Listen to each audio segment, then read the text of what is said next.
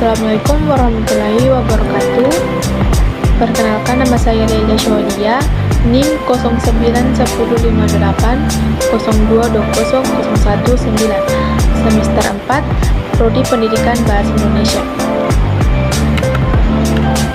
Baiklah, di sini saya akan memaparkan materi mengenai Learning Management System atau singkatannya adalah LMS. Adapun materi yang akan saya paparkan pada kesempatan ini yaitu 1. Pengertian LMS, 2. Fungsi LMS, 3. Kelebihan dan kekurangan LMS, 4. Filter LMS yang mendukung proses belajar online, 5. Contoh Learning Management System atau LMS. Yang pertama adalah pengertian Learning Management System. Secara umum, Learning Management System adalah perangkat lunak yang dirancang untuk membuat, mendistribusikan, dan mengatur penyampaian materi pembelajaran. Yang kedua adalah fungsi LMS. Sistem LMS ini bisa membantu para pengajar atau dosen untuk merencanakan dan membuat silabus, mengelola bahan pembelajaran, mengelola aktivitas perkuliahan mahasiswa, mengelola nilai, merekapitulasi absensi, penampilan transkrip nilai, berdiskusi, dan melakukan kuis.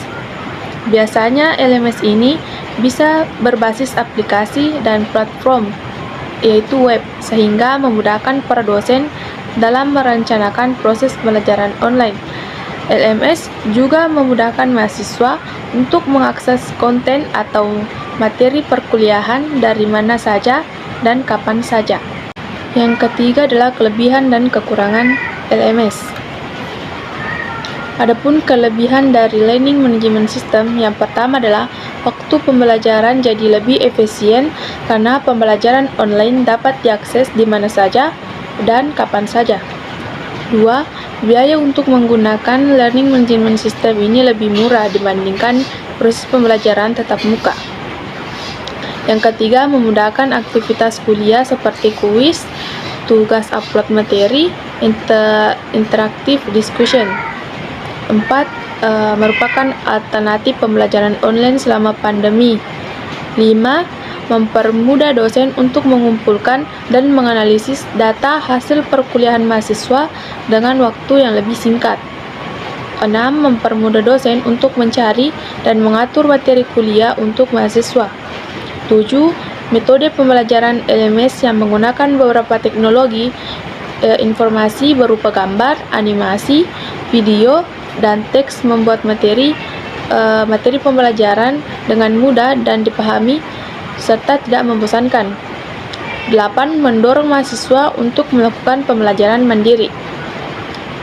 9. Konten pembelajaran untuk mahasiswa dapat terdokumentasi dengan baik. Dan terakhir, 10. Memudahkan interaksi antara dosen dan mahasiswa dengan adanya filter obrolan dan grup diskusi. Adapun kekurangannya, yaitu 1. Dibutuhkan koneksi internet yang stabil dan bagus untuk mengakses LMS. Jika tidak, proses pembelajaran melalui LMS pun akan terhambat. 2. Kurang bisa menerapkan interaksi secara real time antara dosen dan mahasiswa. Misalnya, apabila ada mahasiswa yang bertanya kepada dosennya hari ini, sementara dosen tersebut baru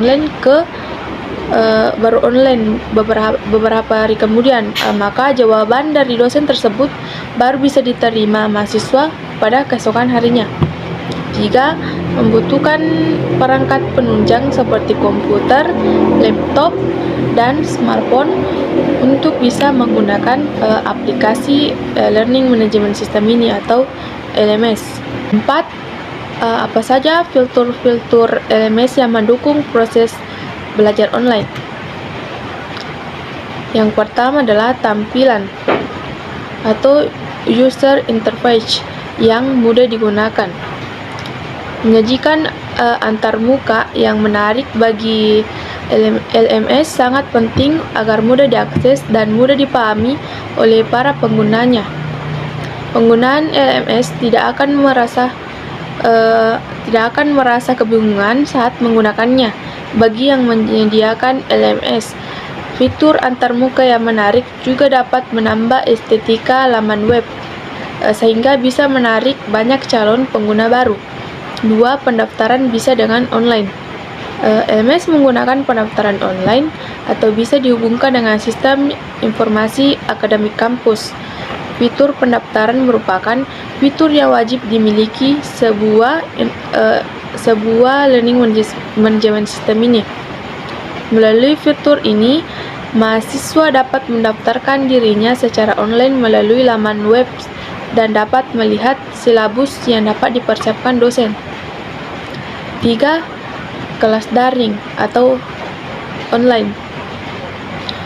Fungsi LMS untuk membantu pembelajaran daring tentu memiliki fitur kelas daring. Apa yang dimaksud dengan kelas online? Kelas online adalah kelas yang menyajikan proses belajar mengajar tanpa mengharuskan kontak fisik. Kelas online ini dapat menyajikan beragam materi pembelajaran digital berupa video atau animasi pembelajaran,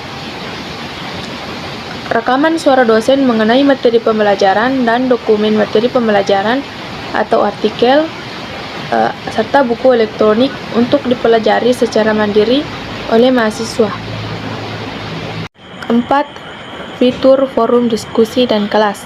LMS juga harus menyediakan forum diskusi sehingga dapat menghubungkan antara mahasiswa dan dosen untuk berdiskusi membahas materi atau berbagai informasi, data acara, survei, dan media, dan lain-lain.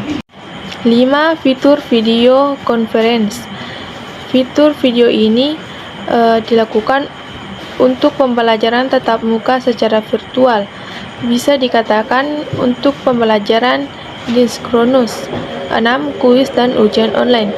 LMS yang bagus juga menyediakan fitur kuis dan ujian online agar para dosen dapat melakukan evaluasi pembelajaran untuk mahasiswanya. 7. Laporan. LMS sudah menyediakan fitur laporan yang dapat memudahkan dosen dalam melacak perkembangan mahasiswanya. Fitur ini berguna untuk mengecek absensi mahasiswa, interaksi para mahasiswa, mengakses materi pembelajaran, memonitor pekerjaan tugas mahasiswa, dan melakukan rekap jawaban kuis dan ujian mahasiswa. 5. Contoh learning management system, yaitu penggunaan LMS menjadi proses pembelajaran akan lebih menyenangkan. Untuk beberapa contoh LMS yang sering digunakan oleh perguruan tinggi dan biasa Bapak Ibu dosen gunakan adalah Cevina, Edlink, Google Classroom, Moodle, dan Schoology. Itulah tadi pemaparan materi dari saya, kurang lebih mohon dimaafkan. Billahi fisabilil haq, wastibikul khairat. Wassalamualaikum warahmatullahi wabarakatuh.